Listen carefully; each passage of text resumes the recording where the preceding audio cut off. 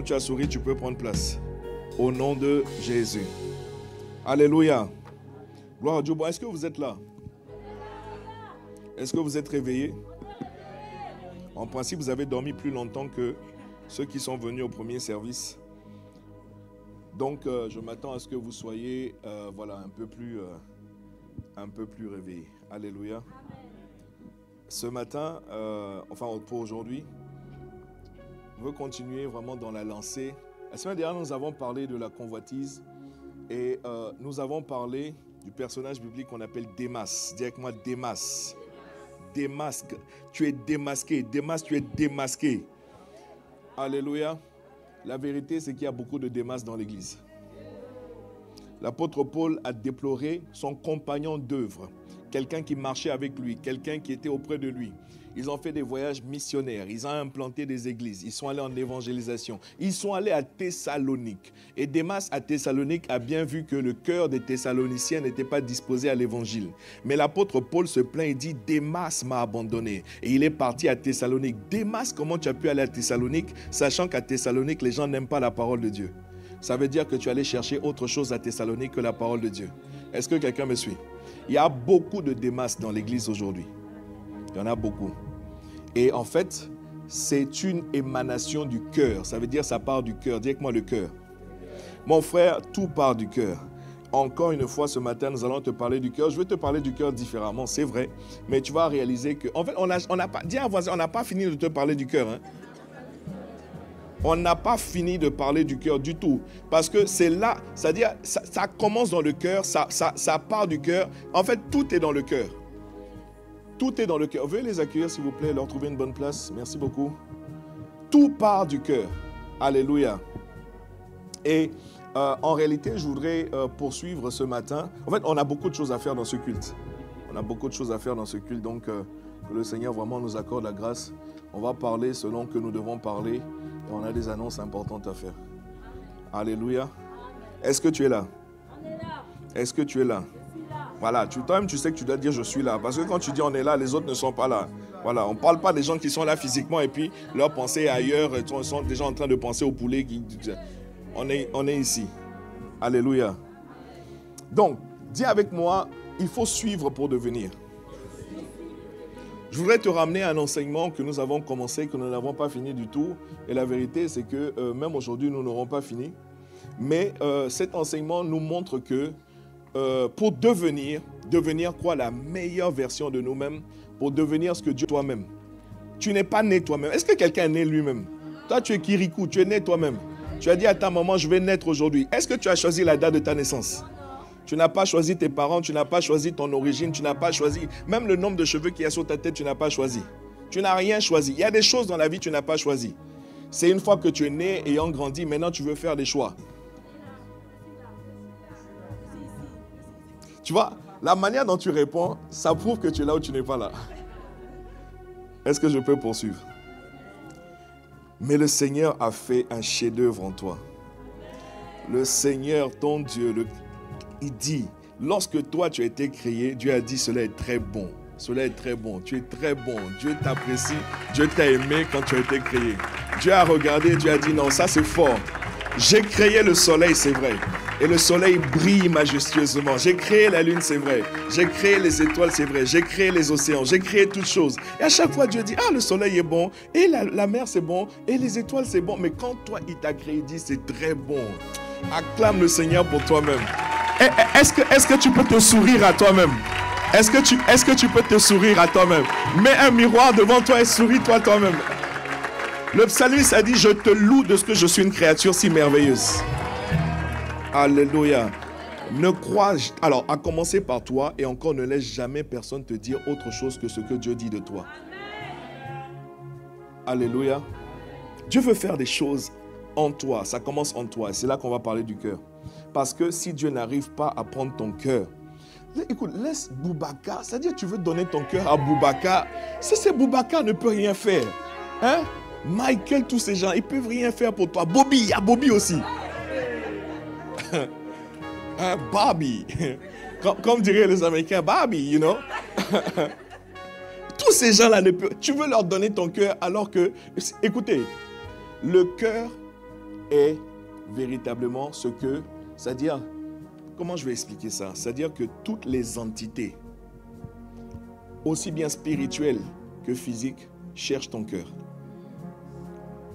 Je répète, toutes les entités spirituelles, c'est-à-dire les choses invisibles, comme les choses matérielles physiques, cherchent ton cœur. Est-ce que quelqu'un me suit? C'est là où on a parlé de convoitise. La convoitise, c'est quoi? C'est que tu as donné ton cœur à quelque chose. Tu as donné ton cœur à des richesses. Tu as donné ton cœur, je ne sais pas, à des maisons. Tu as donné ton cœur à un homme. Tu as donné ton cœur à une femme. Et depuis, tu réalises que ton cœur n'est pas pour autant épanoui. Je ne sais pas pour toi. Tu lui as tout donné, mais depuis là, tu te sens pas mieux. Est-ce que quelqu'un est ici? Donc, Dieu veut ton cœur. Dieu veut ton cœur. Et il veut ton cœur parce que, tu sais, ce qui te remplit te conduit. Tu ne peux pas être conduit tant que tu n'es pas rempli. Et la manière dont tu te conduis indique ce qui te remplit. Maintenant, nous étions en train de parler de comment devenir la meilleure version. Mais pour devenir, il faut que tu suives. Asseyez-vous, s'il vous plaît. Mettez-vous. La sagesse, l'intelligence, la technologie que Dieu utilise pour que tu deviennes. Fermons les yeux, s'il vous plaît, quelques instants. Fais le même exercice avec vous qu'on a fait au premier. Écoute, laisse tomber les tracas que tu as, laisse tomber les soucis, laisse tomber tout ce qui ne va pas. J'aimerais que, pendant que tu as les yeux fermés, vois-toi un homme, vois-toi une femme, vois-toi quelqu'un qui est une source de bénédiction. C'est quoi une source de bénédiction? Dieu a dit à Abraham, je te bénirai et je ferai de toi une source de bénédiction. Écoute, ce qui vient de Dieu veut faire que tu deviennes, c'est-à-dire que même les chrétiens, c'est-à-dire beaucoup de gens cherchent juste la bénédiction. Dieu ne s'arrête jamais à la bénédiction. Dieu dit, je te bénirai, je ferai de toi une source de bénédiction. Lorsque tu deviens une source de bénédiction, j'aimerais que, pendant que tu as les yeux fermés, que tu te vois comme quelqu'un qui est en train de devenir la source de plusieurs autres personnes. Je ne parle pas d'une personne, je ne parle pas de deux personnes, je ne parle pas d'une famille. Je suis en train de parler, bien-aimé, de plusieurs familles. Je suis en train de parler de plusieurs enfants qui sont scolarisés à partir de toi. Pas uniquement tes enfants. Je suis en train de parler de plusieurs villages, quelque part dans des endroits reculés. S'il te plaît, pas uniquement en Afrique. Parce que la vérité, c'est qu'il y a beaucoup de gens dans ce monde qui ont faim. Je suis en train de te faire voir, toi, en train de financer des programmes alimentaires, de financer des programmes, bien-aimés, médico-sociaux, de financer, ça part de toi, ça émane de toi. Je suis en train de t'amener à te voir en train d'exhorter. Ça veut dire, lorsque tu parles, tu encourages des multitudes. Est-ce que tu arrives à te voir? Tu sais, dans nos villes, il y a des endroits, il y a certaines rues qui portent le nom de certaines personnes. Est-ce que tu arrives à voir ton nom sur une rue? Tu as tellement fait de bien qu'on a mis ton nom sur cette rue. Je n'ai pas parlé de rue, excuse-moi, je voulais parler d'un boulevard. Parce que sur un boulevard, mon frère, il y a des immeubles. Je ne suis pas en train de parler d'une rue. C'est-à-dire, est-ce que tu arrives à voir boulevard Marie-Ange? Est-ce que tu arrives à voir avenue... Avenue quoi? Avenue quoi? Avenue quoi? Si tu savais ce que Dieu veut faire en toi, de toi, par toi et aussi pour toi. Le pour toi, c'est la partie qui dit je te bénirai. Par toi, c'est lorsqu'il dit je ferai de toi une source de bénédiction. Bien aimé, c'est ce qui est écrit dans la Bible. Quelle Bible nous lisons aujourd'hui au 21e siècle? Le problème, c'est que nous sommes uniquement centrés sur nous-mêmes. C'est la partie où je te bénirai. C'est ça qu'on veut, mais c'est ça qui amène à la convoitise. C'est ça qui amène la convoitise. Parce qu'on cherche des choses de la part de Dieu. On n'a pas compris que Dieu veut nous faire devenir. Il y a quelqu'un qui a dit, mais je vais te donner son nom. Son nom, c'est Ivan Castanou. Je ne sais pas si tu sais. Ce que tu deviens est plus important que ce que tu obtiens. Ce que tu deviens est beaucoup plus important que ce que tu obtiens. Alléluia. Parce que ce que tu obtiens, tu peux le perdre. Mais si tu es devenu, si tu l'as perdu, tu peux le refaire. Si tu crois à cela, donne un bon amen. Donc nous sommes en train de parler de devenir. Dieu veut faire de toi un faiseur de disciples. Il y a des nations, des nations, frère. Quand on parle de nations, vous savez, Jésus a dit, allez faites de toutes les nations, n'est-ce pas, des disciples. Les nations ce ne sont pas uniquement les gens qui sont de ton pays d'origine. Si tu es né quelque part en Afrique, si tu es né quelque part en Europe, en Amérique, peu importe. Mais il ne parle pas uniquement des gens qui sont de ton pays d'origine. Il parle des gens, en fait, qu'il a attachés, associés à toi. C'est-à-dire, dans la pensée de Dieu, tu deviens une source de bénédiction pour des nations, des multitudes. Donc, en toi, il y a des Asiatiques. Dis un bon amen. En toi, il y a des Russes. Dis un bon amen. En toi, il y a des Australiens. Dis un bon amen. En tout cas, un tas de personnes qui vont se reconnaître en toi parce que tu transportes une solution de la part de Dieu. Et c'est-à-dire toutes les personnes qui ont ce problème-là, dont toi tu as la solution, vont se retrouver en toi. Est-ce que quelqu'un me suit? C'est trop limité, mon frère. Si tu penses que Dieu ne veut que tu t'adresses uniquement qu'aux Congolais, aux Ivoiriens, aux Français, etc., c'est trop limité. Moi, je me dis, vous savez quoi? Je me dis, dans mes réflexions, je me dis, attends, on dit qu'il est illimité.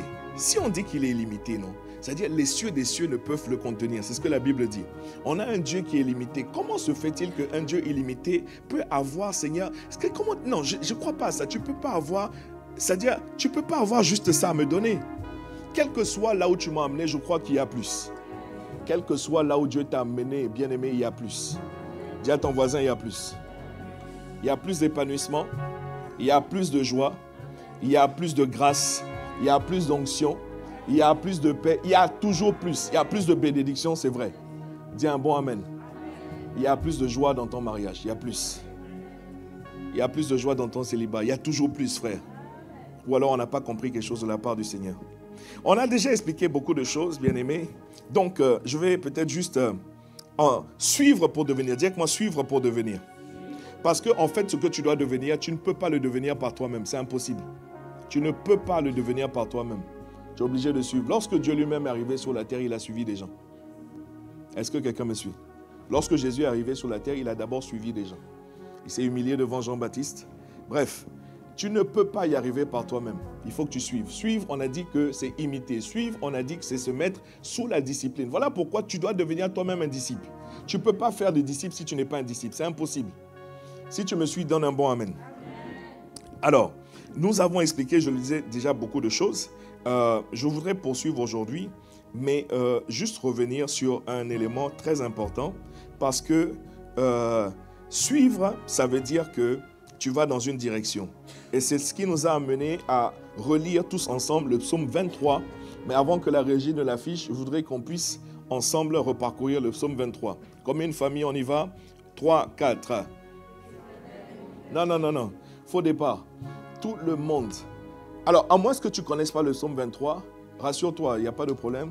On va apprendre aujourd'hui le psaume 23 avec toi. Mais toi qui connais le psaume 23, s'il te plaît, je te demande, lorsqu'on va arriver, 3, 4, il faut élever ta voix. Il faut que nous puissions ensemble déclarer cela. On y va? 3, 4.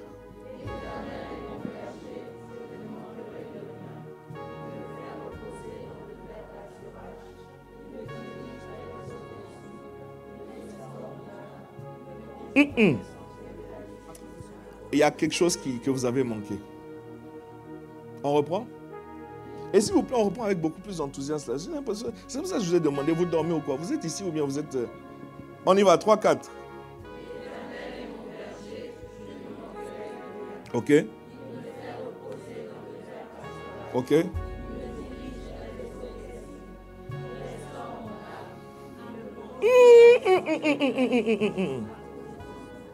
Bon, anyway, je constate que malgré tout ce qu'on a dit jusqu'à présent, le psaume 23 n'est toujours pas en toi.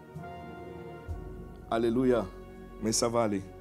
Mieux que ça rentre en toi parce que c'est l'un des textes les plus magnifiques des Écritures. Ok, il y a des textes clés que tu dois connaître. Tu dois connaître Jean 3,16. Amen. Dieu a tant aimé, car Dieu a tant aimé. Dieu a tant aimé le monde qu'il a donné son Fils, son unique, afin que quiconque croit en lui ne périsse point, mais qu'il ait la vie éternelle. Car en effet, Jésus-Christ, ça c'est le verset 17, car en effet, Jésus-Christ n'est pas venu dans le monde pour juger le monde, mais pour le sauver. Quelqu'un suit, dit un bon amen.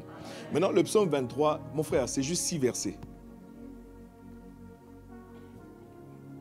Comme j'aime le dire, on ne t'a pas demandé de citer le psaume 119.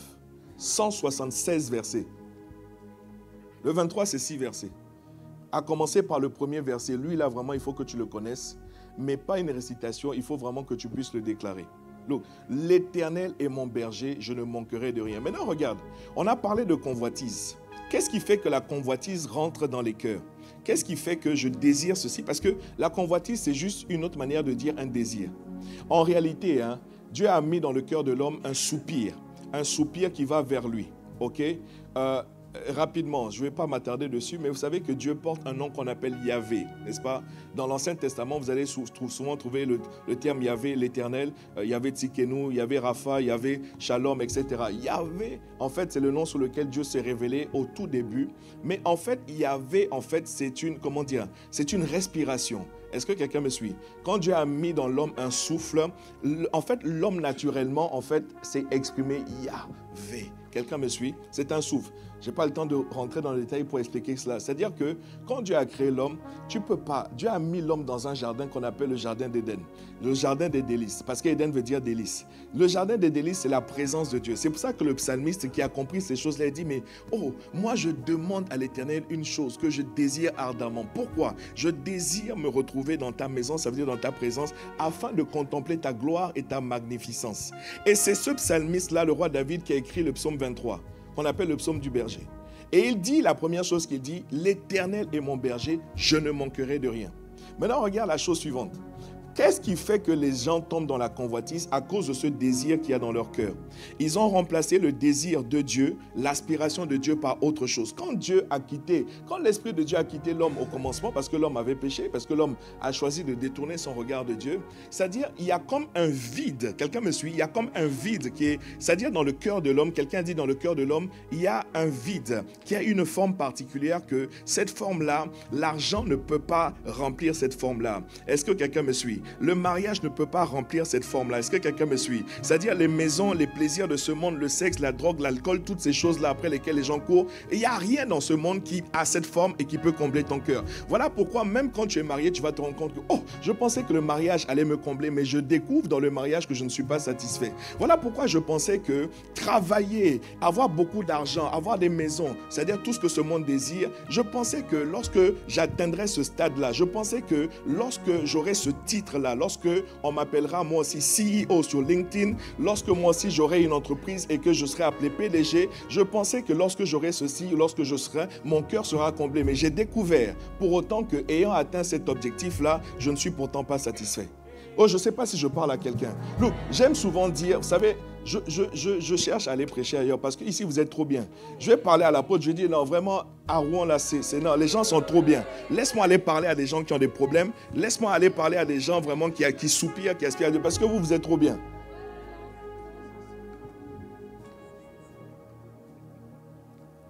Alléluia. Combien sont satisfaits? Levez la main. Combien sont satisfaits? Levez vos mains. Satisfait de votre parcours sur la terre, je ne sais pas. Satisfait de votre existence. Satisfait. Les quelques mains qui étaient levées se sont baissées. Je ne sais pas pourquoi vous avez baissé vos mains. Je pensais que vous-même vous étiez satisfait.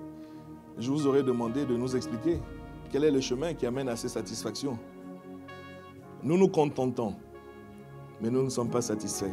On rend grâce à Dieu pour ce que nous sommes, c'est-à-dire nous te rendons grâce pour là où nous sommes parvenus. La Bible dit jusqu'ici Dieu nous a secourus. C'est vrai, nous sommes reconnaissants. Parce que n'eût été toi, n'eût été ton soutien, ton secours. C'est vrai, il y a longtemps que nous aurions été retranchés de la terre des hommes. Donc, je suis là ce matin, je n'ai rien de plus que quelqu'un qui est parti. Il y a quelqu'un cette nuit, he didn't make it, she didn't make it. Ça veut dire qu'elle ne s'en est pas sortie. Si vous voulez la traduction la plus proche de notre français. Il ne s'en est pas sorti. Quelqu'un est parti se coucher comme toi hier, mais ne s'est pas réveillé ce matin. J'ai quoi de plus? En réalité, non. Quelqu'un va dire, oui, mais peut-être tu as une meilleure santé, tu prends mieux soin de toi. C'est faux. Il y a des gens qui prennent soin d'eux, ils mangent bien, ils mangent diététique, tout ça, mais ils meurent quand même. Mon frère, tout n'est que grâce. Tout n'est que grâce. La vérité, aucun de nous ici ne sait s'il va terminer cette journée.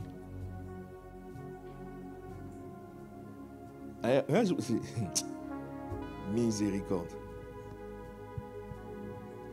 Quelqu'un se lève un matin avec ses enfants, petit déjeuner avec les enfants, on se prépare, on va à l'école, à midi on rentre, on déjeune ensemble, à tout à l'heure, sauf qu'il n'y a jamais eu de à tout à l'heure. Il n'y a jamais eu de à tout à l'heure. La vie que nous menons, bien-aimés, moi je ne sais pas pour vous, Mais moi, j'ai besoin de Dieu. Vous savez pourquoi? C'est-à-dire que, pourquoi j'ai besoin de Dieu? Parce que lui seul me donne l'assurance que même si ça devait se terminer pour moi aujourd'hui, lui seul me donne l'assurance que ce n'est pas fini pour autant pour moi. Ce monde n'a aucun espoir. C'est-à-dire ce monde-là, c'est pour ça même qu'ils vivent à fond la caisse en se disant, comme on ne sait pas après, comme on ne croit pas qu'il y a un après, donc vivons à fond la caisse maintenant. Tu te trompes. Tu ne t'es pas créé, tu n'as pas créé ce monde, donc tu ne sais pas comment ce monde fonctionne. Tu ne sais pas. Enfin, moi, comme je dis, moi j'ai besoin de Dieu. Je ne sais pas pour vous. On a besoin de Dieu. Besoin de Dieu. Seigneur, aide-nous. Si tu es là, dis Amen. Le premier verset du psaume 23, l'Éternel est mon berger, je ne manquerai de rien. C'est à cause du manque que même les chrétiens aujourd'hui tombent dans la convoitise. C'est parce que tu manques. Et comme tu manques, tu cherches une solution pour obtenir. Ouais. Et cette solution-là, tu es même prêt à aller en dehors de Dieu. Let's be serious. C'est ça qui t'amène dans la convoitise. Mais alors, le psalmiste qui a écrit ce texte-là, pouvez-vous imaginer que c'est un homme qui s'est retrouvé tout seul? Pouvez-vous imaginer que cet homme-là n'avait aucun appui humain? Puisque même ses propres parents l'ont rejeté. Son père n'a jamais, parce qu'il était une honte pour son père, c'est un enfant illégitime. Ses frères ont toujours rejeté l'enfant quand il était enfant. Le roi Saül, auprès de qui il a été envoyé pour servir, cherche à le tuer. Cet homme-là se retrouve dans un désert. Il n'y a rien, matériellement parlant, il est entouré de montagnes. Vous savez que c'est le même qui a écrit « Je lève les yeux vers les montagnes, d'où me viendra le secours ». Quand il dit « D'où me viendra le secours », ça veut dire « Je cherche un secours quelque part ». Et je suis environné de montagnes, ça veut dire « Je suis environné de difficultés ». Et je me demande « Mais où le secours me viendra d'où » Pouvez-vous imaginer que c'est ce même homme qui finit par déclarer « L'Éternel est mon berger. Et comme il est mon berger, je ne manquerai de rien. » Beaucoup de chrétiens, même dans l'église aujourd'hui, n'ont pas cette assurance. Si c'est l'Éternel qui est mon berger, c'est que je ne manquerai de rien. Spirituellement parlant, je ne manquerai pas. Émotionnellement parlant, je ne manquerai pas. J'ai besoin de paix, je ne manquerai pas de paix. J'ai besoin de joie, je ne manquerai pas de joie. C'est-à-dire, quel que soit, voilà pourquoi il dit dans Philippiens 4, verset 6, quel que soit le besoin que vous avez, venez seulement et exprimez-le dans la prière. S'il est mon berger, comme je dis, je ne sais pas à qui je m'adresse, mais nous autres là, il y a des mois qui démarrent, tu ne sais pas. Déjà, tu ne sais pas comment commencer le mois, à plus forte raison comment le finir. Je ne sais pas si ça vous arrive. Je ne sais pas comment commencer le mois, à plus forte raison le finir. Mais quand le mois finit, tu te rends juste compte que tu as fini le mois. Et quand je dis tu as fini le mois, non seulement tu es toujours compté parmi les vivants sur la terre des hommes, ça c'est une chose, mais tout ce qu'il fallait que tu fasses dans le mois, tu as pu le faire. C'est-à-dire que toutes les provisions dont tu avais besoin pour ce mois-là, mon frère, la Bible dit à chaque jour suffit sa peine. Un mois après un mois, un pas après l'autre. Mon frère, c'est ce qu'on appelle marcher par la foi. Nous marchons par la foi, non par la vue. Quand tu marches par la foi, c'est comme si tu marches sur l'eau. D'un point de vue humain, il n'y a rien de logique. L'incertitude. Mais les provisions arrivent. Tu ne sais pas expliquer comment. Pourquoi est-ce que Dieu a incliné le cœur de cette personne, a rendu cette personne favorable à ton égard? Tu ne peux pas le savoir. C'est juste Dieu qui l'a fait. Est-ce que tu le mérites? Non. C'est Dieu qui l'a fait. Rends grâce à Dieu. Rends grâce à Dieu. Rends grâce à Dieu. Alléluia. Une des choses pour lesquelles je prie vraiment, c'est que le Seigneur nous redonne cette assurance dans sa parole pour dire il est notre berger, nous ne manquerons de rien. Spirituellement, émotionnellement, matériellement, c'est à cause du manque que beaucoup cherchent ailleurs. Mais la réponse est là. L'Éternel est mon berger. La vraie question, c'est est-ce qu'il est ton berger? Donc tu peux venir à l'église, il n'est pas pour autant ton berger. Tu peux prier, il n'est pas ton berger. Tu peux faire un certain nombre d'activités qui ont attrait à ce qu'on appelle la religion, il n'est pas ton berger. Ton berger, tu te confies à lui. Ton berger, tu comptes. Ton berger, tu t'appuies. Est-ce que quelqu'un me suit? Alors maintenant, c'est intéressant de voir que le bon berger, parce que Jésus dit, je suis le bon berger. Amen. Le bon berger, il vient pour que les brebis aient la vie et soient dans l'abondance. Et il nous a parlé d'un voleur qui vient pour dérober, égorger. Je suis en train de citer Jean 10 au verset 10. Maintenant, le bon berger a mis en place, je dirais, toute une équipe. Éphésiens 4, versets 11, 12 et 13 par la suite. Il a donné les uns comme apôtres, les autres comme évangélistes, pasteurs, etc. C'est-à-dire que ce bon berger-là, il dit, écoutez, il faut que je m'en aille. Les disciples disent, non, ne nous laisse pas ici. Non, c'est important, c'est mieux pour vous que je m'en aille. Il vous est avantageux que je m'en aille. Parce que si je m'en vais, je ne peux vous envoyer le consolateur. C'est ce consolateur, le Saint-Esprit, qui vient, il vient demeurer en vous éternellement. C'est celui qui va faire en vous déjà, qui va faire de vous, qui va faire par vous et qui va faire pour vous. C'est le Saint-Esprit. Mais il faut que je m'en aille. J'ai accompli ma mission. Ma mission, la première partie de ma mission, c'était de laver le vase. Ça veut dire que l'homme qui avait péché était devenu sale, disons les choses. J'ai besoin donc de nettoyer le vase. Comment je vais faire? C'est pas l'eau de Javel. Ce n'est aucun détergent sur la terre. Il faut mon sang. Parce que la Bible avait dit quelque part dans Lévitique, sans effusion de sang, il n'y a pas de pardon. Ne me demandez pas pourquoi c'est Dieu. Il est souverain, il fait ce qu'il veut. Sans effusion, il n'y a pas de sang. Voilà pourquoi il a versé son sang. Ayant versé son sang, ressuscité le troisième jour, il dit aux disciples, quand je vais ressusciter, je ne vais pas rester. Il faut que je m'en aille. Ne nous laisse pas ici. C'est chaud sur la terre, ça barde sur la terre, je le sais. Vous êtes dans le monde, mais vous n'êtes pas du monde. Par contre, il faut que je vous envoie le consolateur. Lorsqu'il viendra et il donne un cahier des charges, les choses que le Saint-Esprit fait, une des choses que le Saint-Esprit, c'est qu'il vient demeurer en toi éternellement. Seulement, je te demande la chose suivante, ne l'attriste pas. Est-ce que quelqu'un me suit? Ne l'attriste pas. Sinon, il ne va pas te quitter. Il va jamais, c'est pas ta bêtise que tu as faite hier, c'est pas. On parle de l'iniquité. L'iniquité, c'est lorsque tu veux demeurer. C'est-à-dire, ça, c'est conscient maintenant. Tu veux demeurer dans le péché. Là, on a un problème. Sinon, tu as fait une erreur. Ça arrive à tout le monde. Hier, tu as mal parlé à quelqu'un, consciemment ou inconsciemment. Ce sont des choses. Demande pardon à Dieu et puis on avance là. Il dit, venez plaidons ensemble. Si ton péché est rouge comme le cramoisi, il est capable d'effacer tout. Mon frère, c'est pour ça c'est important de comprendre le message de la justice de Jésus-Christ. Il n'est pas venu pour condamner quelqu'un, il est venu pour te sauver. Il sait que tu n'es pas capable par toi-même. Il sait que de toi-même, tu ne vas pas y arriver. Il dit, laisse, je vais porter cette faute. Et il a tout pris sur lui. Il a pris les condamnations, il a tout pris, il a payé. Et il dit, il faut maintenant que je renvoie le Saint-Esprit. Et on envoie le Saint-Esprit, bien-aimé. Il opère aussi au travers des bergers qu'il a établis. C'est là où tu as affaire à des pasteurs, c'est là où tu as affaire à des apôtres, tout ce qui est décrit dans le livre d'Éphésiens. Est-ce que quelqu'un est là? Maintenant, tout cela aussi porte le nom de berger. Il est le bon berger et puis il a mis des bergers. Est-ce que tu es là? C'est pour ça que le psaume 23, c'est le psaume du berger, comme je viens de le dire. Et ce psaume-là peut se lire de deux manières, en fait de plusieurs manières. Une des manières de lire le psaume, c'est qu'est-ce qu'un berger est censé faire? Et c'est là où vous avez dit, hein, il me conduit près des eaux paisibles, tout ça là.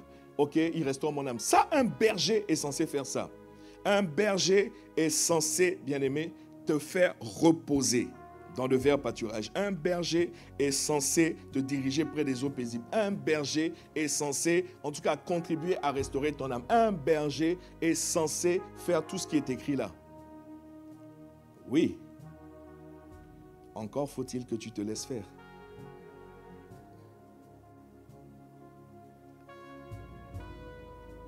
Encore faut-il que tu l'acceptes. Ici, nous sommes tous adultes, à part quelques enfants que je vois.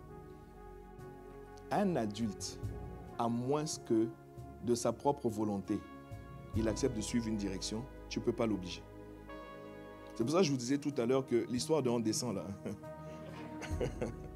c'est la bonne volonté de plusieurs parmi vous qui a fait que vous êtes descendus. Sinon, il y a quelqu'un, vous avez vu que, bon, il y a quelqu'un, ce n'est pas condition physique. Il y a quelqu'un, c'est je vais descendre pourquoi? Un adulte, il faut sa collaboration. Il faut qu'il accepte.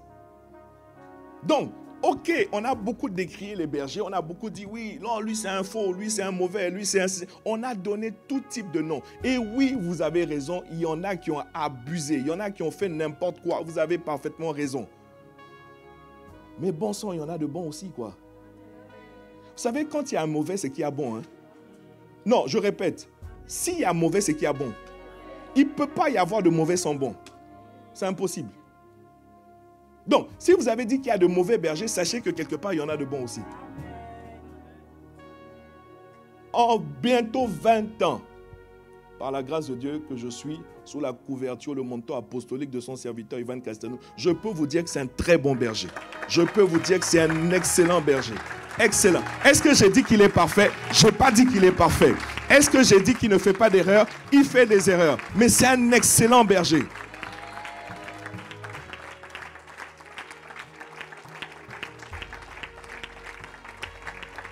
Louia ou louia pas. C'est parce que tu ne le connais pas. Mais c'est de cette même manière, c'est parce que tu ne connais pas Dieu que... Alléluia, est-ce que je peux poursuivre?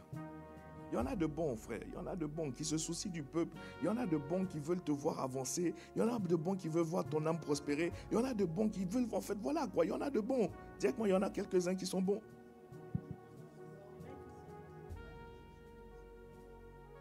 Est-ce que je peux poursuivre?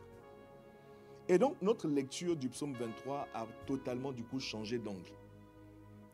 Et nous avons commencé à lire le psaume 23 de l'angle de vue de la brebis. Parce qu'il faut que cette brebis accepte de se laisser reposer. On a déjà expliqué beaucoup de choses qui font que... Quand on parle des brebis, on parle de nous, parce que c'est comme ça que Dieu nous appelle. Le brebis, c'est la femelle du mouton. Je ne suis pas en train de vous insulter, c'est comme ça que la Bible nous appelle. La Bible dit que nous sommes des moutons. Il faut l'accepter, c'est pas... La brebis, c'est la femelle du mouton. Et quand ils ont un enfant, ça s'appelle un agneau. Et c'est là où ça m'apaise parce que Jésus lui-même s'appelle l'agneau de Dieu. Donc il n'est pas en train de t'insulter. Alléluia. Mais il y a des traits, il y a des caractéristiques de cet animal qu'il aime bien. C'est pour ça qu'il utilise ce vocabulaire. Donc maintenant, notre lecture du psaume 23 change d'angle et on analyse maintenant le psaume 23 de l'angle de vue de la brebis. Si je suis une brebis, c'est que je dois me laisser reposer. Alors, s'il y a un bon berger, c'est qu'il doit avoir une bonne brebis. Non. Bon. Le problème aussi, c'est qu'il y a de bons bergers et de mauvaises brebis. Mais il y a de l'espoir pour tout le monde. Parce qu'un mauvais berger peut devenir un bon berger. Une mauvaise brebis peut devenir une bonne brebis. Dis Amen. Il y a de l'espoir pour tout le monde. Alléluia. La manière dont tu dis Amen. Moi, je ne sais pas, je vais aller... Dis à un voisin, il y a de l'espoir pour toi. Ce que tu vois là, ce n'est que passager. Il y a de l'espoir. Il y a tellement d'aspiration dans le cœur. Ça déchire. C'est-à-dire, vous voyez que c'est l'apôtre Paul qui l'avait dit. Les choses que je ne fais pas, les choses que je fais, je n'ai pas envie de les faire. Les choses que je voudrais faire, je n'arrive pas à le faire. Beaucoup de gens commettent des erreurs. Beaucoup de gens font des choses. Ils n'aiment pas ce qu'ils font. Beaucoup de gens sont méchants. Ils commettent des atrocités. Mais au fin fond d'eux, ils n'aiment pas ce qu'ils font. Ils disent non, je ne suis pas comme ça en fait. Je ne voulais pas faire ça. Mais il y a quelque chose qui me pousse à faire ça. Donc ça veut dire que nous tous, nous avons ce désir-là d'être de meilleures personnes. D'être un meilleur homme, d'être une meilleure femme, d'être un meilleur mari, une meilleure épouse, d'être un bon enfant, etc. Nous tous. Voilà pourquoi j'ai dit qu'il y a de l'espoir.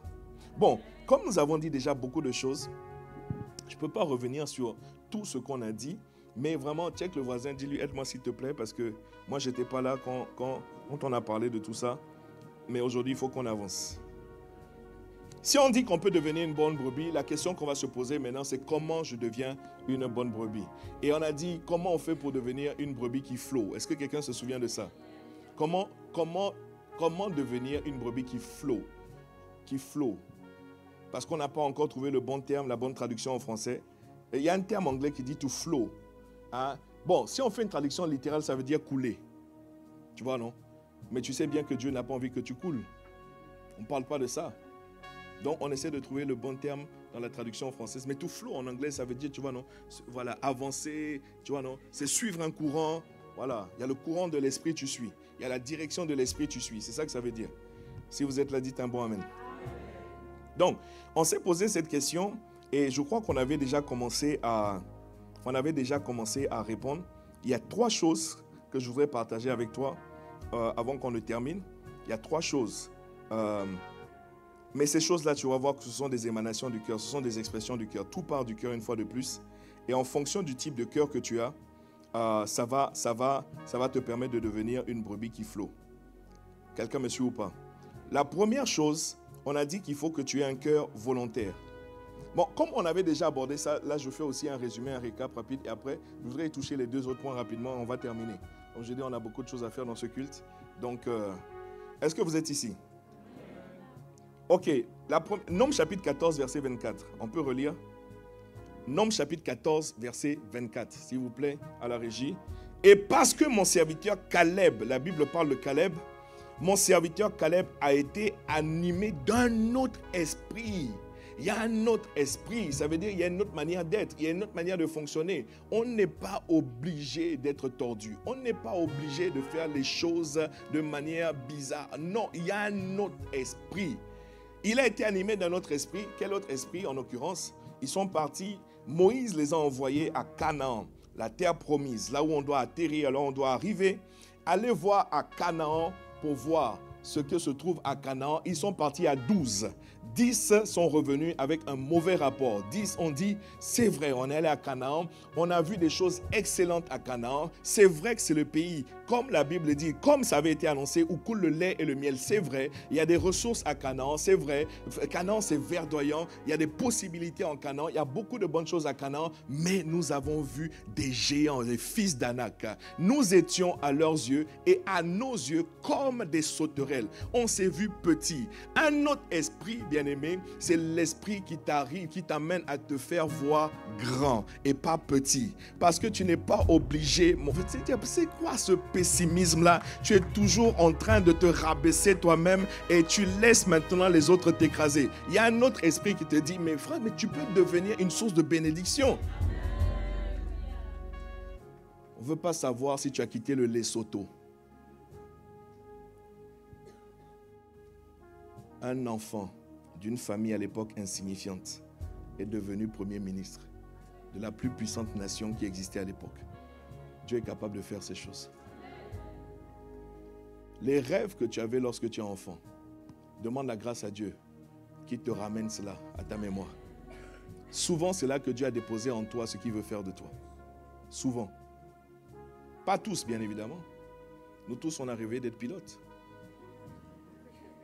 Souvent, c'est pilote, pompier ou policier. Ça, c'est les garçons. C'est pilote, pompier ou policier. On ne parle pas de ça, frère. C'est beaucoup plus qu'un métier. C'est beaucoup plus qu'un métier. Il y a des gens qui sont dans les métiers. Enfin, bon, bref. Bon, ok. Mon serviteur Caleb a été animé d'un autre esprit et qu'il a pleinement suivi sa voie, souligné pleinement suivi ma voie. Il n'a pas suivi une autre direction.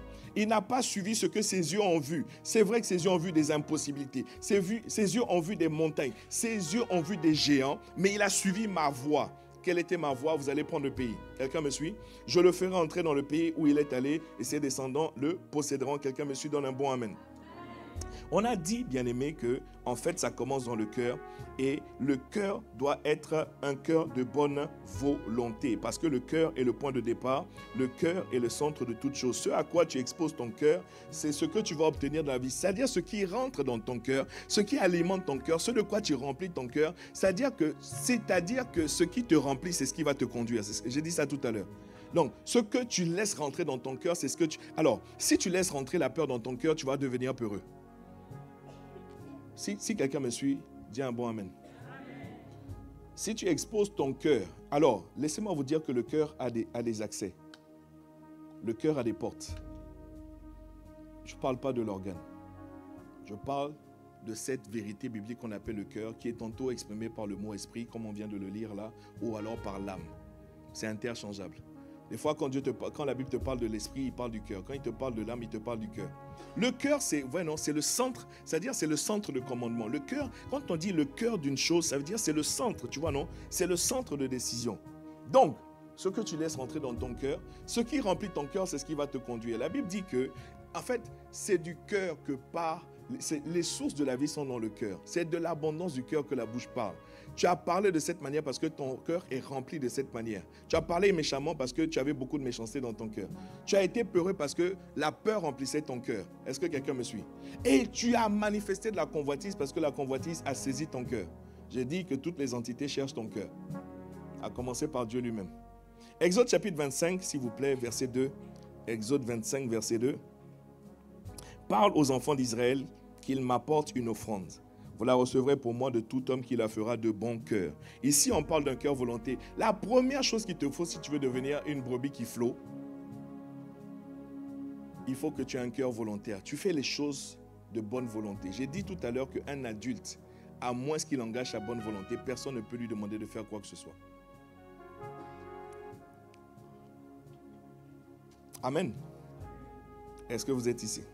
Bon, on avait déjà parlé de cet aspect. Je voudrais vraiment, je vois le temps en train de courir, je voudrais aborder les deux autres éléments rapidement, si vous en êtes d'accord. Il faut un cœur volontaire et ensuite il faut un cœur vaillant. Dites-moi un cœur vaillant.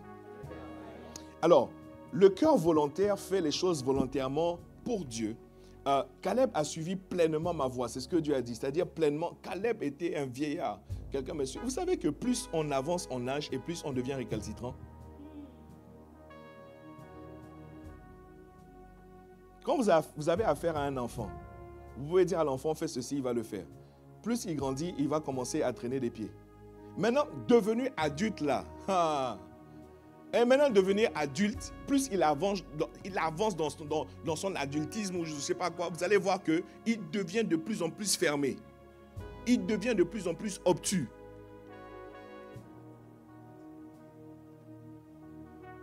Obtus, ça veut dire qu'il n'est pas ouvert. La vie l'a tellement ballotté à gauche, à droite qu'il a pris des décisions. La vie l'a tellement giflé qu'il a dit non, maintenant les gens, les choses, Tu vas dire, essayons, ça dit, j'ai déjà essayé quand j'étais jeune. Ça ne marche pas, donc pour toi aussi, ça ne va pas marcher. Qui t'a dit que pour moi, ça ne va pas marcher?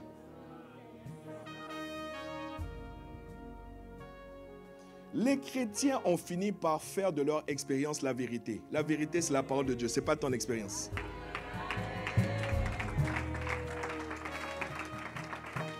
Je dis, petit, on va te parler.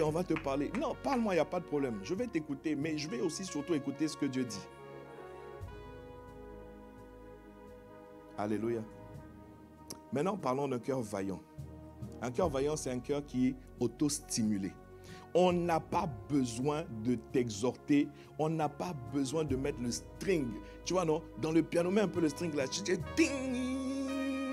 On n'a pas besoin de mettre une ambiance. Je dis, moi, pour que je fasse la volonté de Dieu, il faut vraiment que j'ai une ambiance tamisée. Il faut qu'il y ait ceci, il faut qu'il y ait cela. S'il n'y a pas ceci, il n'y a pas cela, donc moi, je ne peux pas faire. Frère, il faut que ton cœur soit vaillant. Est-ce que quelqu'un est là? La nonchalance, la lourdeur, fait que Dieu ne peut pas faire grand-chose avec toi.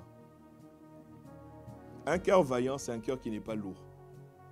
Même si tu as pris des coups, même si tu es arrivé des coups durs, même si tu es arrivé des choses, un cœur vaillant, c'est un cœur, en fait c'est un cœur qui a la foi et donc par conséquent, qui ne se laisse pas alourdir.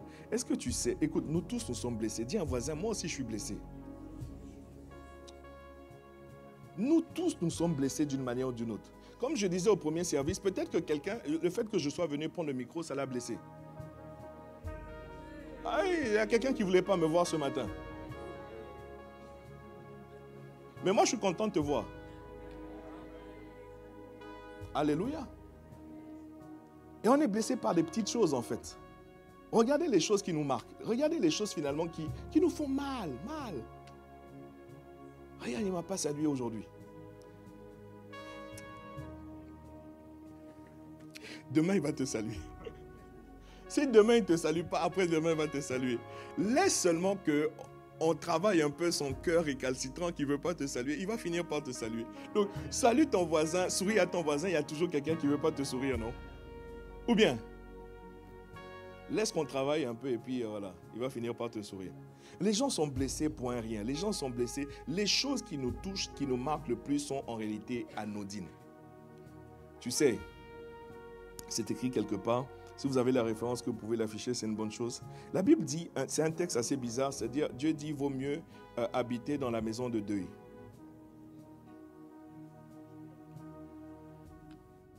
La plupart d'entre nous, on veut aller là où il y a l'ambiance, il y a la fête.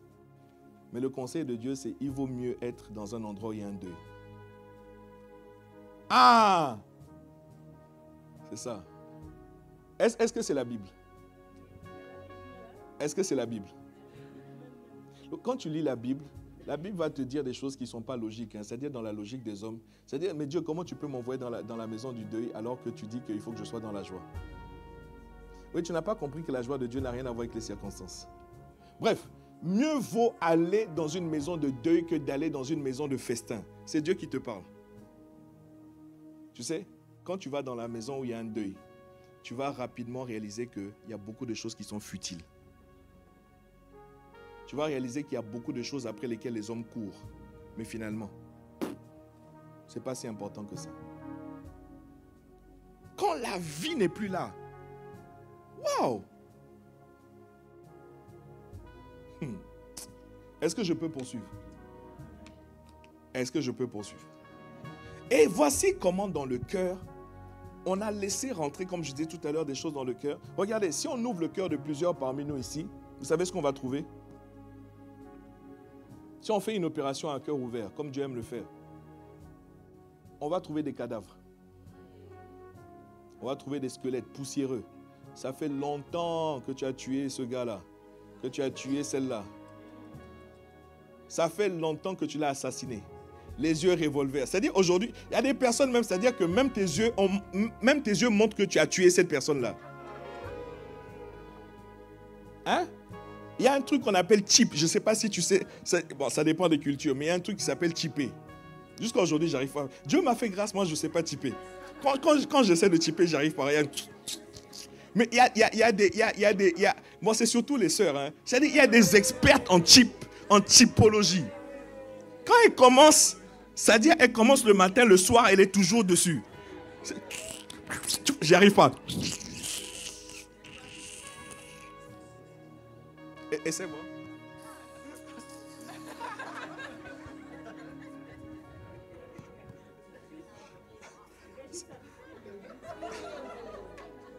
Quand tu types quelqu'un, c'est que tu l'as déjà tué. C'est-à-dire, le fait de voir quelqu'un même déjà, ça t'énerve. C'est que ça fait longtemps que tu l'as tué dans ton cœur. Tuer, ici en l'occurrence, et même quand je dis tuer, c'est-à-dire que honnêtement, hein, si tu avais l'opportunité de tuer littéralement la personne, vraiment tu l'aurais fait. C'est parce que tu n'as pas envie d'aller en prison. Je ne sais pas, il n'y a pas des gens que vous avez envie de gifler là par moment, non? C'est-à-dire que entre deux là, c'est-à-dire ni vu ni connu, c'est-à-dire si vous vous trouvez tous les deux et que tu as...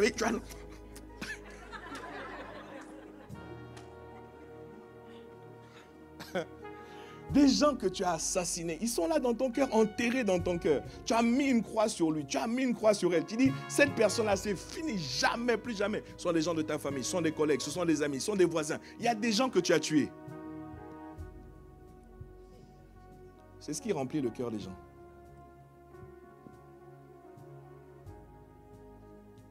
Et avec ça, on est étonné de ne pas voir Dieu se manifester.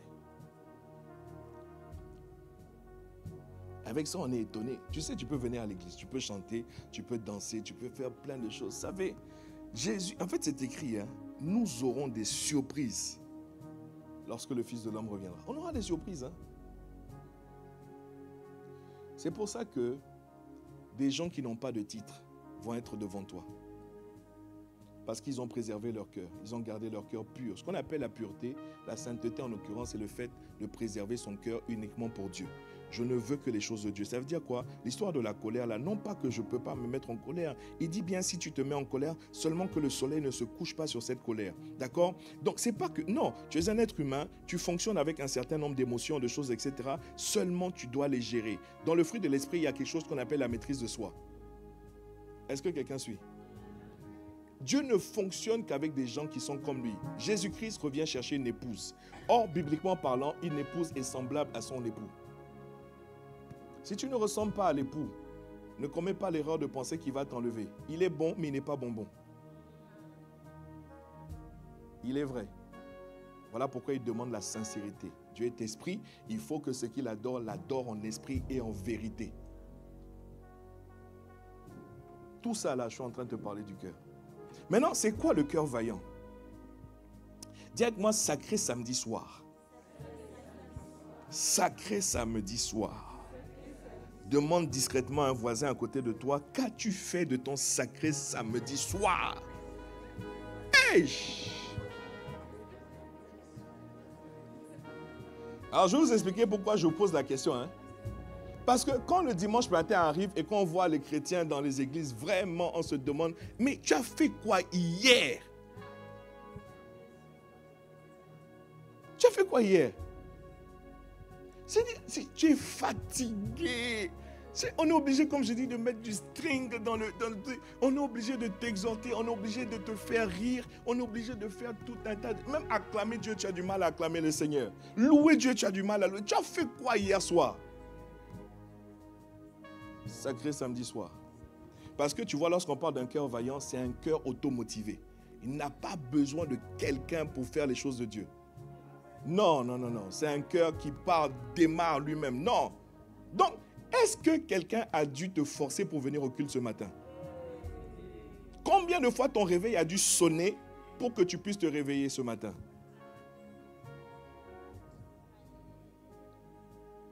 Le même psalmiste a dit, je suis dans la joie lorsqu'on me dit allons à la maison de l'Éternel. Je n'ai pas besoin de quelqu'un. Je suis moi-même. C'est-à-dire, je suis auto-paramétré. Je suis dans la joie.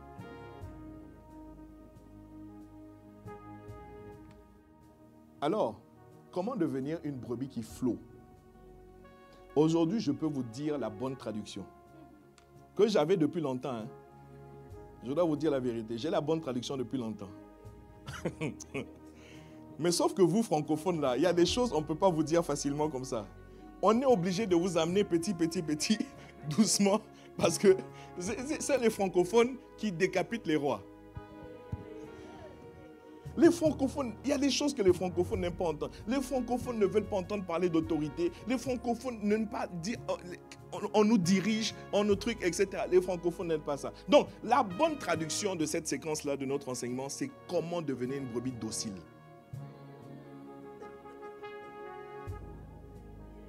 Mais quand on va te parler de docilité, dis ouais, quoi? Ils veulent quoi? C'est encore leur manipulation là. Ils veulent le truc nous diriger. Ils veulent le truc, ils veulent tout ça. La bonne traduction, c'est comment devenir une brebis docile. Une brebis qui flotte. C'est une brebis docile. Et l'animal qu'on appelle le mouton, en réalité, est docile. En réalité. Un mouton a besoin d'être dirigé. Vous avez vu les images la dernière fois, non? Quand on ne dirige pas un mouton, regardez ce qui se passe. C'est-à-dire de lui-même.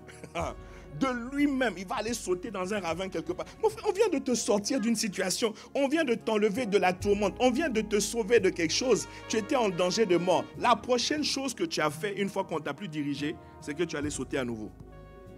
Regarde, toutes les fois où on t'a sorti d'une affaire, regarde toutes les fois où tu es retombé toi-même dans la même affaire.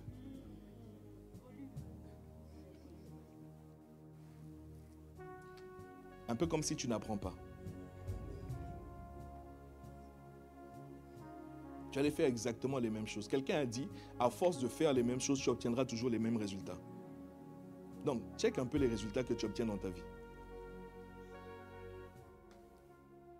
Tant que tu n'introduis pas quelque chose de nouveau, tu obtiendras toujours la même chose. Voilà pourquoi il nous invite à renouveler notre intelligence. Est-ce que je peux poursuivre? Je vous sens calme là. Je vous sens très calme. Je ne sais pas si vous dormez.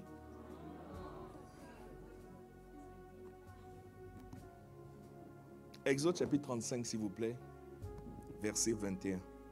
Exode 35, verset 21. On va lire en français et ensuite je vais lire une version anglaise, la King James. King James.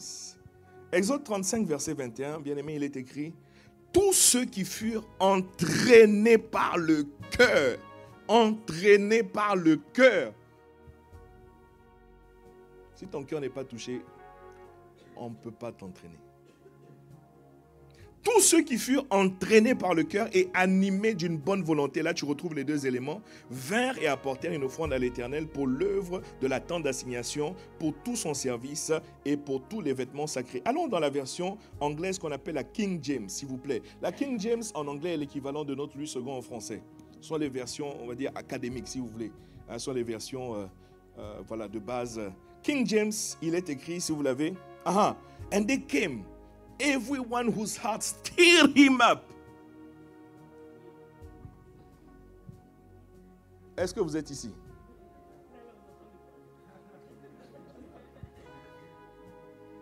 Stirred him up.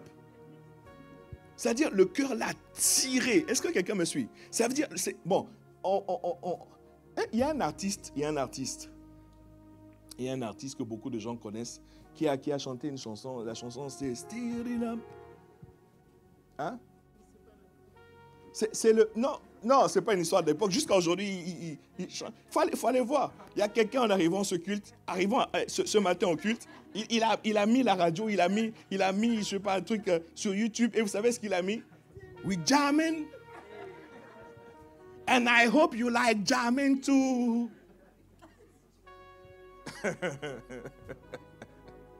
Hey, j'ai dit que les choses qui amusent ce monde-là, c'est les mêmes choses qui amusent aujourd'hui les chrétiens. Les choses, c'est-à-dire les codes de réussite dans ce monde sont devenus les codes de réussite pour les chrétiens. Donc il y a quelqu'un qui est arrivé ce matin, c'est Stir It Up. Voilà, we jamming. Hein? Voilà, c'est Buffalo Soldier. Dreadlocks Rasta. Est-ce que vous êtes ici? Vraiment, si toi tu n'as toujours pas trouvé l'artiste là, c'est que ton cas est compliqué. Hein? Vraiment, donc, il faut quand même avoir... Non, Jésus a dit, vous êtes dans le monde, mais vous n'êtes pas du monde. Donc, il faut quand même que tu aies un peu de culture, tu vois. Non, je n'ai pas dit de faire comme... J'ai dit, il faut quand même connaître un peu. Hein? Un jour... you don't know 50 Cent?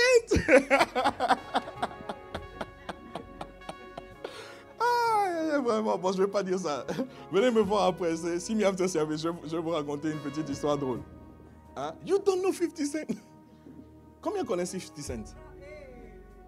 Combien connaissez 50 Cent? 50 Cent. 50 Cent. Vous connaissez 50 Cent? Wow. Je suis surpris de voir beaucoup de mains levées. 50 Cent, c'était un de mes artistes préférés à l'époque. Yeah. 50 Cent, Snoop Dogg, Dr. Dre, tous ces gens-là. Mais moi, je viens de quelque part, hein? Hein? Ah, on vient de loin, hein? Nous, on a vécu, hein, comme disait... Ah non, on vient de quelque part, frère. Mon Dieu. C'est-à-dire, des fois, tu vois un homme de Dieu, tu dis, ah non, mais vraiment, lui, il est tombé du ciel, il est descendu du ciel. Mon frère, tu n'as aucune idée. C'est-à-dire, quand on loue Dieu, là, il y a une raison pour laquelle on loue Dieu. C'est-à-dire, les raisons pour lesquelles on dit merci à Jésus de m'avoir sauvé. Merci de m'avoir sorti d'une voie qui m'a mené, évidemment, vers la mort, vers la perdition. Tu n'as aucune idée. La dernière fois au culte des jeunes, je leur ai expliqué que la première fois que j'ai tenu une cigarette dans mes mains, et puis ils étaient là comme ça, pasteur, tu as fumé? Et même ma fille, la dernière fois, me dit, papa, tu as fumé? Je leur ai expliqué que c'était à cause des compagnies, des potes et tout ça. C'est-à-dire que, bon bref, ce n'est pas le sujet, je ferme. Styrium. On parle de ça. C'est-à-dire le cœur te tire. C'est ton cœur qui t'amène à faire les choses de Dieu. C'est ton cœur qui t'amène à aller dans la direction que Dieu te donne. Ton cœur doit être réveillé pour Dieu. Ton cœur doit être réveillé pour Dieu. Si on doit te chauffer encore chaque dimanche matin pour que tu viennes au culte, il faut te poser des questions. Est-ce que quelqu'un me suit? Acclamer Dieu est un souci pour toi. Toutes les moindres petites choses pour Dieu. Tu as vu, non? Il a fallu que je parle pour que tu commences à acclamer. Depuis là, tu n'acclamais pas. On est obligé de parler avant que tu n'acclames Dieu. Oh, la Bible dit, l'Esprit entra en moi et je me tins debout.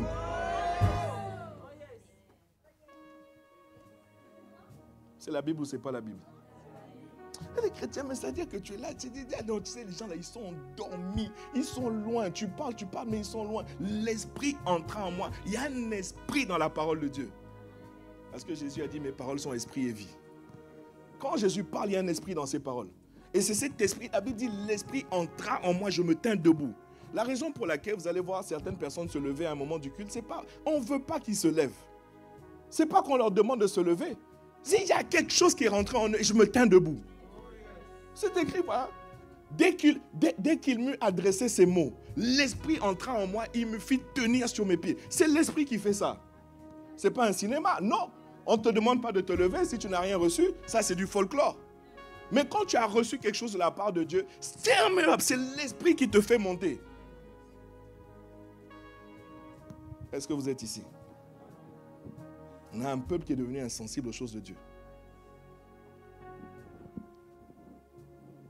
Les joies en Christ sont-elles tes joies? Vous savez, quand Jésus dit, les disciples viennent voir Jésus au puits de Jacob, avec le récit avec la femme samaritaine. Jésus, on a voyagé. Mange un peu. On t'a apporté à manger. J'ai à manger une nourriture que vous ne connaissez pas. Ma nourriture, c'est de faire la volonté de Dieu. Votre nourriture à vous sont les choses du monde. Je sais, je suis fatigué comme vous, c'est vrai. Mais mes priorités ne sont pas vos priorités. Les choses de Dieu sont-elles tes choses? Un peuple qui est devenu insensible aux choses de Dieu. Seigneur, aide-nous. Si tu es là, dis Amen. Maintenant, je vais te parler du dernier élément pour aujourd'hui en tout cas. On a dit qu'il faut un cœur volontaire, il faut un cœur vaillant, un cœur qui se réveille, un cœur automotivé. On n'a pas besoin de te motiver. Apprends, c'est une sagesse que je veux te communiquer ce matin, apprends à t'automotiver toi-même. N'attends jamais les encouragements de quelqu'un. Ça fait plaisir, je suis d'accord avec toi. Mais mieux tu vas t'auto-encourager toi-même. Mieux tu vas t'auto-motiver toi-même. Parce que quand tu attends les motivations, c'est-à-dire quand tu attends quelqu'un là, c'est-à-dire ta vie est bloquée là. Troisième élément, il faut un cœur doux. Dis avec moi un cœur doux. Hey, un cœur doux. Dis avec moi un cœur doux. Un cœur doux. C'est quoi cette histoire d'un cœur doux? Est-ce qu'il y a des femmes ici? Est-ce qu'il y a des femmes ici? Combien de femmes? Parce qu'actuellement, nous sommes dans une opération très sérieuse et très importante. Hein? On appelle opération Rendez les côtes. Si tu viens d'arriver, je comprends que tu ne saches pas de quoi on parle. Opération Rendez les côtes. Je vais parler un peu de ça et tu vas comprendre. Maintenant, les sœurs, calmez-vous d'abord. Je vais parler à mes frères.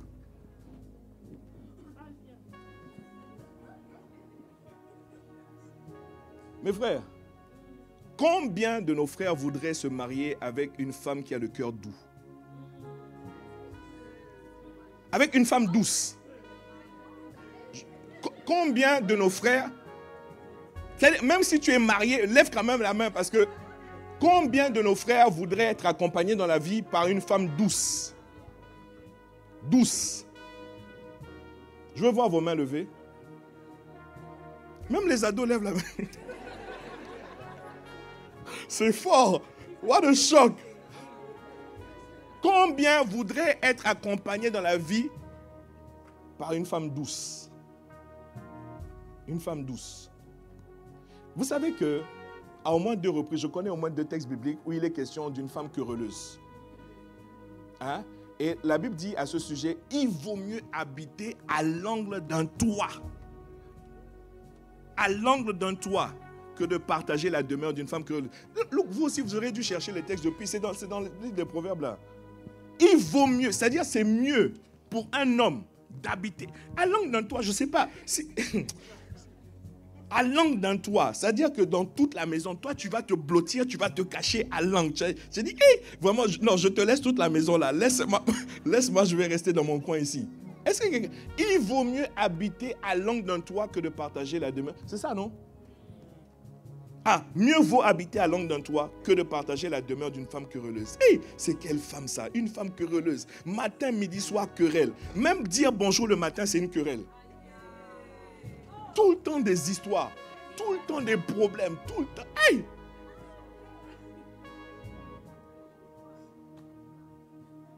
Une femme querelleuse.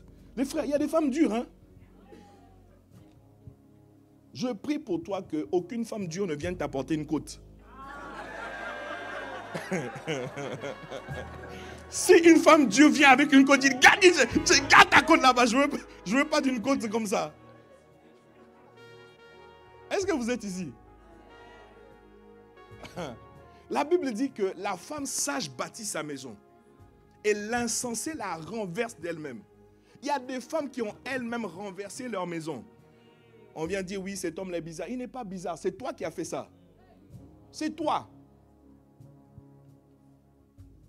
Mauvais cœur. Cœur de vipère.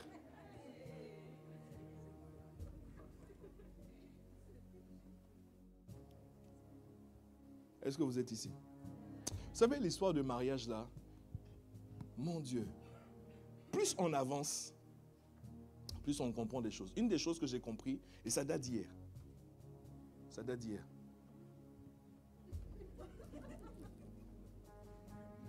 Quand les gens se marient, une des choses qu'on leur souhaite, c'est longue vie à deux.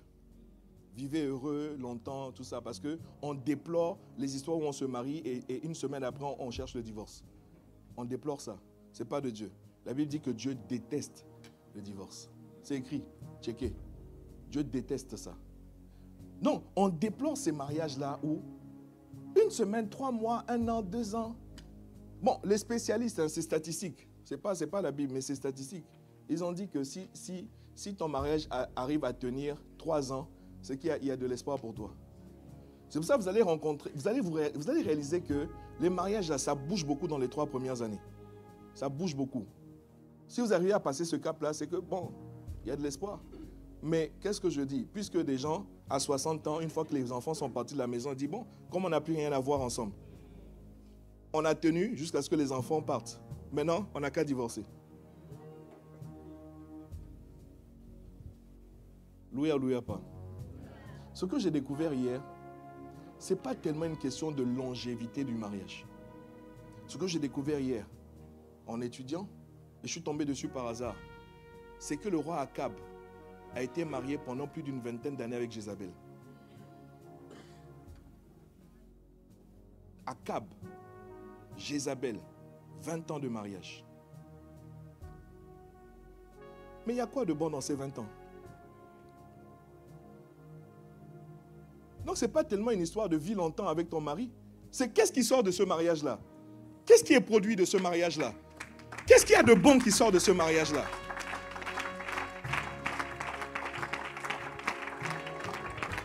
Est-ce que vous êtes ici? Oui, il faut que vous vivez longtemps, mais en réalisant des choses, quoi. En avançant ensemble, en produisant des... Nous, on parle des mariages épanouis et productifs.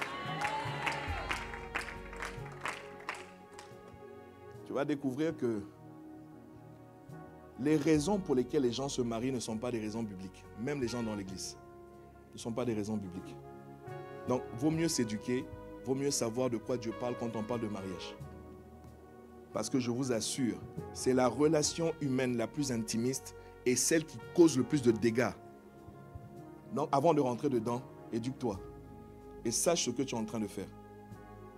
Est-ce que vous êtes toujours ici? Vous avez voyagé? Dis avec moi douceur. Douceur, c'est quoi? Je vais revenir aux brebis. La douceur dans la Bible parle, c'est la capacité. On parle de docile, non? La douceur dans la Bible parle, c'est en fait, tu peux parler à cette brebis-là. Et quand tu lui parles, elle va naturellement aller dans la direction que tu lui indiques. C'est ça qu'on appelle la douceur. C'est ça qu'on appelle la douceur. Un cœur doux. Nombre chapitre 12, si vous êtes ici, verset 3. Nombre chapitre 12, verset 3.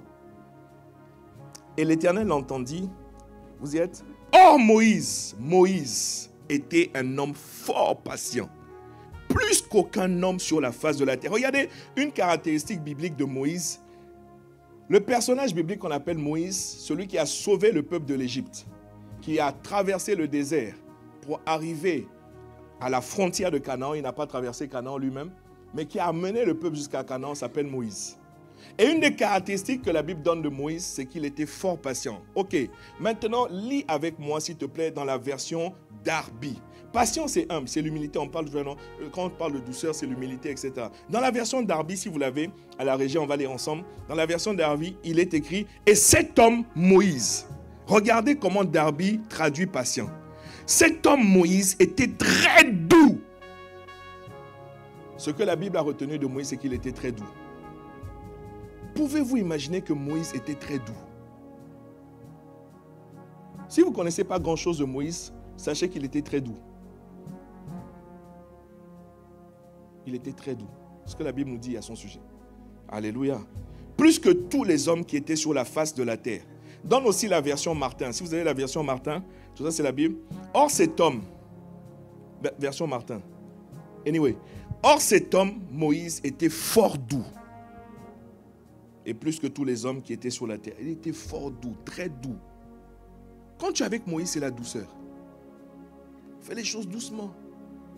Soft.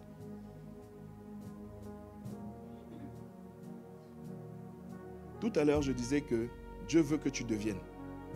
Et que tu deviennes quoi, la meilleure version de toi-même. Tu ne t'es pas créé, tu ne t'es pas né, si je peux me permettre de parler comme ça. Tu ne sais pas ce que Dieu a mis en toi. Dieu a une nature. Il a fait l'homme selon son image, selon sa ressemblance. Dans l'image de Dieu, checkez dans Galates 5, verset 22, où on parle du fruit de l'esprit, vous allez trouver un élément qu'on appelle la douceur. Et la Bible dit que Moïse était rempli de la douceur. Est-ce que quelqu'un me suit? Il était fort doux. Maintenant, regardez la chose suivante. Quelqu'un va me dire, oui, mais pasteur, c'est la colère, non, qui a disqualifié Moïse. Moïse n'est pas rentré à Canaan parce qu'à un moment donné, par colère, il a commis une erreur. Et Dieu dit non, tu ne vas pas rentrer. Ton histoire s'arrête là, now. Choisis quelqu'un, établis quelqu'un après toi. Et que cette personne conduise Josué. Et que cette personne rentre à Canaan. Mais toi, ça s'arrête ici. Est-ce que quelqu'un me suit? Il avait dit que Moïse est monté sur la montagne que Dieu lui avait indiquée. Et regardant de loin le peuple traverser, là il est mort. À cause de quoi? À cause de la colère. Oui, mais alors, mais pasteur, mais comment quelqu'un, tu dis, il est fort doux, peut être à la fois colérique? Je vais t'expliquer. Ce que Dieu veut que tu deviennes, c'est ce qui vient de lui. Il y a des choses qui sont rentrées en toi. N'oublie jamais que l'homme a été déformé. Il a été déformé lorsque le péché, la nature d'un autre est rentrée en lui. Cette colère-là ne faisait pas partie en réalité de la destinée de Moïse. Moïse s'est laissé avoir comme la plupart d'entre nous, on se laisse avoir. Ici, je te parle de la colère, mais je peux te parler de beaucoup de choses. Des ruses de Satan. Des ruses de Satan. La convoitise, ça en fait partie. En fait, tout ce que Dieu, Jésus a déclaré, le prince de ce monde vient, mais il n'a rien en moi. Il ne peut rien revendiquer en moi. Sa nature n'est pas en moi. Or, la colère a été trouvée chez Moïse. Ce que Dieu a mis en lui, c'était fort doux. Et Dieu aurait voulu que Moïse reste fort doux, sauf qu'à un moment donné, Moïse a laissé l'accès à quelque chose qui n'était pas de Dieu. La colère, c'est la disqualifier. Est-ce que vous êtes ici? Est-ce que vous êtes ici? Ah, faisons attention, hein? Faisons attention. Maintenant, je vais parler à une sœur. Nos sœurs? Combien de nos sœurs voudraient à la maison un mari doux?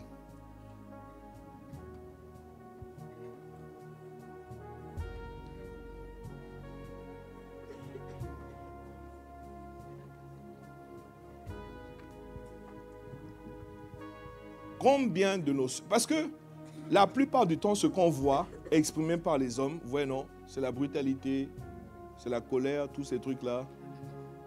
Ou bien je ne parle pas bien. Non, combien de nos sœurs voudraient à la maison avoir un homme doux?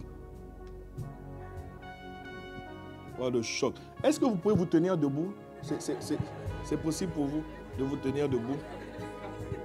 Toi, ma soeur qui est assise, hein? Oh, en tout cas, on bénit le Seigneur pour toi. Hein? Oh, à moins que, ok, il y a une condition physique, comme je dis, on peut le comprendre. What a choc. Guys, est-ce que vous voyez? Non, ne baissez pas vos têtes. Regardez. Est-ce que c'est quasiment pas la totalité de l'église qui est debout?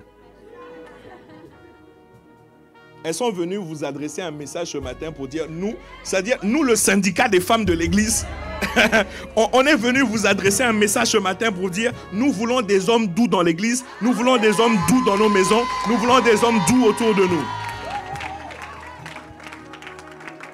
Si le message n'est pas clair, si mais after service, toi on doit prier pour toi. Si tu n'as pas compris le message que nos soeurs t'adressent, c'est que toi on doit prier pour toi. Miséricorde. La plupart des hommes confondent l'autorité avec la colère.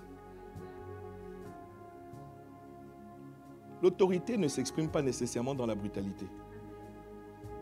Moïse a conduit un peuple de plus d'1 million, combien? 7 millions, je ne sais plus. Avec douceur. Est-ce qu'il a élevé la voix? Je pense que la seule fois où il a élevé la voix, c'est ça qui l'a disqualifié. il y a un homme de Dieu, c'est-à-dire que l'apôtre Yvan en parle, il y a un homme de Dieu, le bishop David de Yodepo. C'est-à-dire que même pour chasser un démon, il ne crie pas. Il dit, sors. That's it. On confond l'autorité avec... Non, c'est-à-dire on n'a pas compris. L'autorité ne s'exerce pas nécessairement dans la brutalité, dans la méchanceté ou quoi que ce soit. Regarde, les femmes disent, on veut des hommes doux. Est-ce que vous êtes ici? Donc, si un homme méchant, brutal, hein, toi ma soeur qui est douce, et dit, viens me donner ta côte. Tu dis, je ne te donne pas ma côte. Non, il dit, rends-moi, j'ai une côte chez toi. Il dit, tu n'as aucune côte chez moi. Chez moi, les côtes sont douces.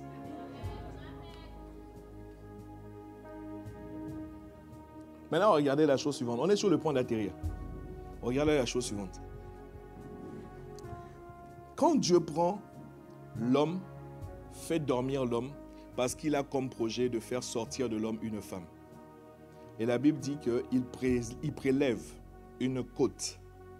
Il y a un os dans notre structure qu'on appelle, c'est-à-dire il y a la cage thoracique qui est soutenue par une structure osseuse qu'on appelle le thorax. Vous voyez, dans le thorax, il y a des os là. Vous voyez, non, la côte, touchez-la un peu. C'est dur là, non? Quand vous touchez, c'est dur. Et nous les hommes, on a une côte en moins. En réalité, on a une côte en moins. C'est pour ça que tu marches déséquilibré. Ton déséquilibre là s'explique. En fait, tu es déséquilibré. C'est pour ça que Dieu a dit, n'est pas bon que l'homme soit seul. Tu es déséquilibré. Prie Dieu, il va te montrer qui détient ta côte depuis. Les gens ne comprennent pas. Il faut prier. Amen. Donc, quel est mon point? Je suis sur le point d'atterrir. Dieu a prélevé un os. L'homme a dit, voici cette fois-ci celle qui est os de mes os. On parle d'os. Quelqu'un me suit ou pas? Donc, l'os que Dieu a prélevé de l'homme, c'était une côte. Et la côte se trouve sur le côté de l'homme. De sorte que, homme frère, Dieu veut que tu marches à côté de cette femme. Ou que cette femme marche à côté de toi. Vous permettez une illustration? Je ne peux prendre que toi, parce que si je prends quelqu'un, si je prends quelqu'un d'autre, ça va être compliqué. Est-ce que vous pouvez acclamer le Seigneur? Voilà.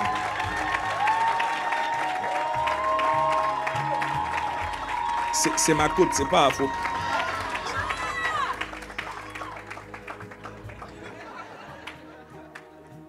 Regardez. Donc, quand Dieu, c'est-à-dire dans la pensée de Dieu, on est censé marcher côte à côte. Est-ce que quelqu'un me suit? C'est-à-dire qu'elle est venue pour m'accompagner. Quelqu'un me suit ou pas? L'os que Dieu a pris, c'était un os du côté. Pour dire que cette femme-là doit marcher à tes côtés. Dieu n'a pas pris un os du pied. C'est-à-dire, Dieu, c'est toi qui as créé tous les os, non? C'est toi qui as créé les nerfs, c'est toi qui as créé les muscles, tu as tout créé. Pourquoi est-ce que tu n'as pas pris un os des pieds de l'homme? Parce que Dieu dit, je ne voulais pas que l'homme écrase la femme. Est-ce que vous êtes ici? Est-ce que vous êtes ici? Non, tous ces hommes-là, ils vous ont dit, on veut des hommes doux.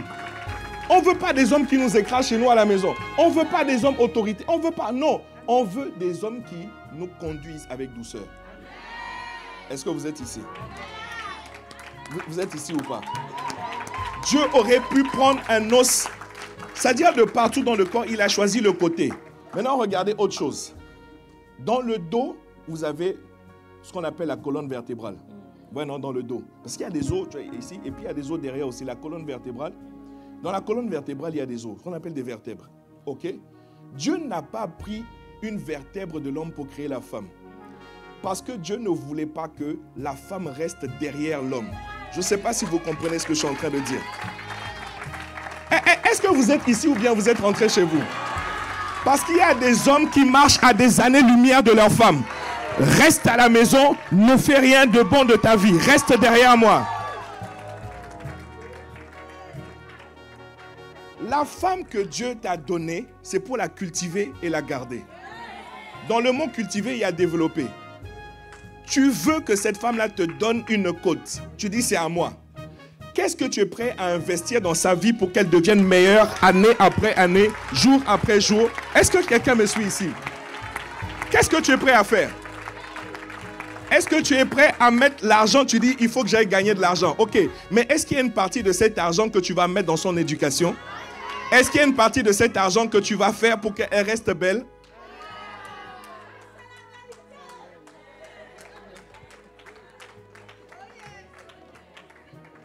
Est-ce que vous... Non, je sais les frères, vous allez m'en vouloir, mais je suis désolé. Je dois vous parler de la vérité. Parce qu'on est dans une opération sérieuse qu'on appelle opération Rendez les côtes. Look, on veut des mariages dans l'église. Des mariages épanouis et productifs. Je dois bien parler. On ne veut pas juste des mariages. On ne veut pas juste des gens, un truc. Non, non, non. On veut des mariages épanouis et productifs. Louia ou louia pas? Comment tu marches dans la vie de ta femme et à des années-lumière de toi? Quand tu l'as épousée, tu savais qu'elle ne parlait pas bien français. Mais tu l'as quand même épousée. Maintenant que tu l'as épousée, débrouille-toi pour qu'elle parle bien français. Augmente son niveau académique. Là, je sais faire quelque chose. Il faut qu'elle avance dans la vie. Il faut que cette femme-là déploie aussi des projets. Il faut que cette femme-là réalise aussi des choses. Il faut que cette femme... Tu ne vas pas présenter cette femme à ses parents. Elle est plus bas que ce que tu as pris. À plus forte raison, tu l'as détruite. Tu l'as détruite. Arrête ça. Est-ce que vous êtes ici?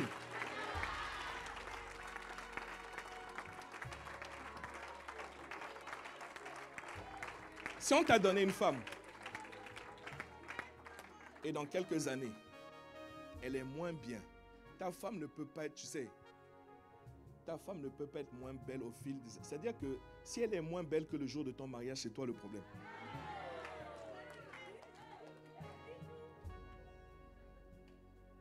Si elle est moins belle que le jour de son mariage, c'est toi le problème. Quand ça a bardé, Dieu a cherché qui? Adam, où es-tu? La femme a déconné, Dieu dit, Adam, où es-tu? Tu étais où?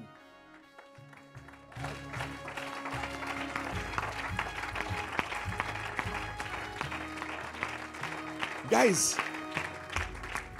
regardez comment notre leader se comporte avec sa femme. Il ne laisse pas sa femme derrière lui. Il motive sa femme, il coach sa femme. Il veut voir sa femme aller de l'avant. Mais moi, j'ai intérêt à ce que ma femme aille de l'avant. Mais moi, j'ai besoin d'aide. Qui va m'aider? Les choses que je dois faire. Un jour, il y a un frère qui vient nous voir pour dire, j'ai trouvé une femme. Je dis, c'est qui? Ah non, c'est elle. Ok. Il vient présenter la dame. Je parle, discute avec le couple. Je réalise que lui, il a fait des études. Il a fait des études à un certain niveau, bac plus 5, etc. Quand je parle avec la femme, je réalise qu'elle n'a pas fait grandes études.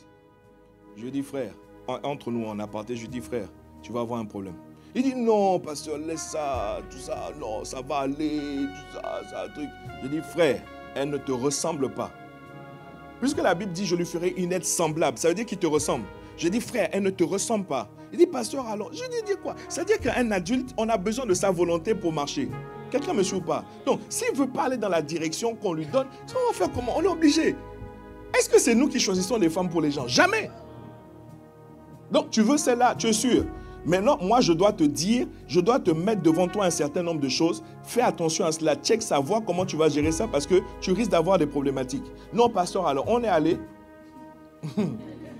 Quelque temps après, lorsque la femme aspire à se développer, lorsque la femme aspire à marcher de l'avant dans la vie, il dit pourquoi? Et il vient se plaindre en disant non, elle ne comprend rien. Je suis désolé, elle ne comprenait déjà rien lorsque tu l'as amenée. Mais tu n'as rien fait pour qu'elle comprenne de mieux en mieux. La dernière chose que je dois dire, pour équilibrer, c'est que Dieu n'a pas pris non plus la femme du crâne de l'homme.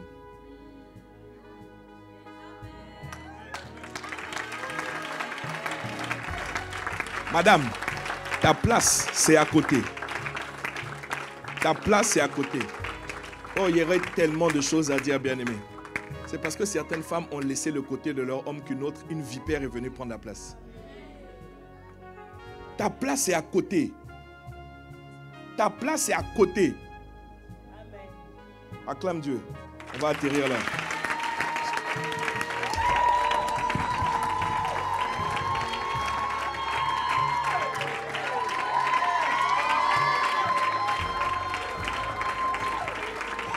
Louia ou louia pas? Par la grâce de Dieu, à hauteur en tout cas des moyens que je peux avoir, je m'assure qu'on marche au même pas avec mon épouse. Et dans le ministère, depuis qu'on s'est connus, et dans nos études dans le ministère, en tout cas on fonctionne ensemble. Il n'y a pas aujourd'hui dans le ministère, la dernière fois on a été diplômés tous les deux en théologie. Je ne vais pas dire non, moi je suis un bishop, je suis un grand bishop, je suis superviseur de la Normandie, tout ça, donc laisse-moi aller faire les études et puis toi reste là-bas. Frère, non, j'ai besoin de ce niveau académique là qu'elle doit apporter. J'ai besoin de ça. Louia ou louia pas. Je dois arrêter là, bien-aimé, au risque que soit la gente féminine ou masculine m'en veuille, parce qu'ils vont estimer que j'ai trop parlé de ces choses-là. Donc, je vais m'arrêter là. Est-ce que quelqu'un me suit? Moïse était un homme fort doux. C'est ce qu'on retient de Moïse. Et Dieu aime ça. Ça fait partie du fruit de l'esprit. C'est une caractéristique. La douceur, l'agneau de Dieu. Vous savez, Jésus-Christ est un lion. Dites Amen. On l'appelle le lion de la tribu de Juda. Il y a un homme qui dit, oui, mais comme Jésus est un lion, laisse-moi aussi être féroce comme un lion. Oui, mais tu n'as pas compris qu'il est féroce envers ses ennemis. Mais envers ses enfants, envers son peuple et envers son épouse, il se présente comme un agneau. Comme un agneau. Comme un agneau.